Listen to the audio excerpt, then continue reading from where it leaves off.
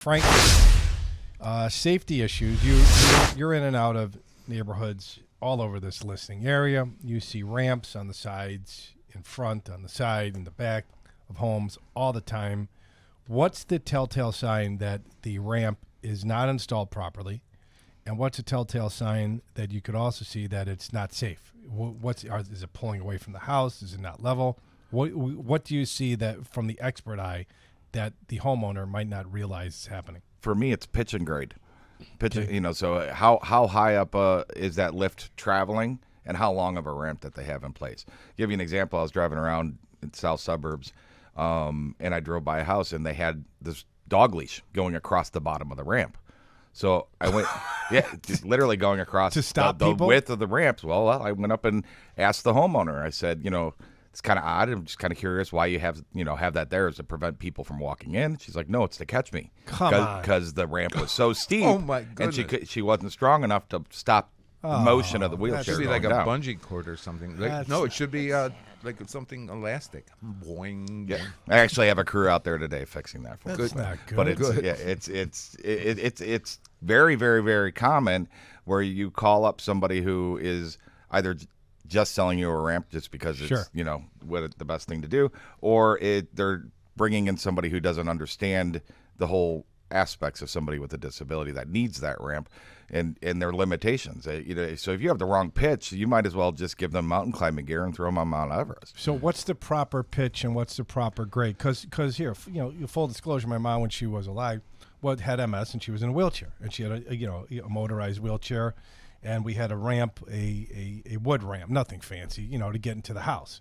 So, and we had to extend that out a good 7-8 feet to get over a step in the garage and then another step into the house, because her wheelchair couldn't do that, obviously, right? And she didn't have any functionability of her legs because of multiple sclerosis. So what is the proper, for every inch, how long do you have to go out?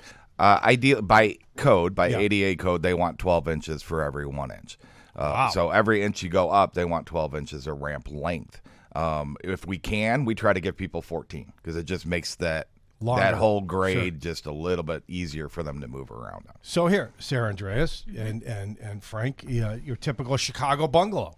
I mean, you're up 6 feet, right? I mean, the front door could be up to it could be 5 feet off the ground. And you have 6 feet of front yard. And you got 6 feet of front yard. Yeah. So is that what you see, about a 4 to 5 foot off the ground on your typical Chicago bungalow? Sure. I mean, absolutely. I mean, everybody has a back door too. Yeah, well, there you go. Yeah. Most Chicago bungalows, we're putting in a vertical platform lift because there's just not enough land to put in a ramp. And the other thing you need to take into consideration between a lift and a ramp, You need a landing.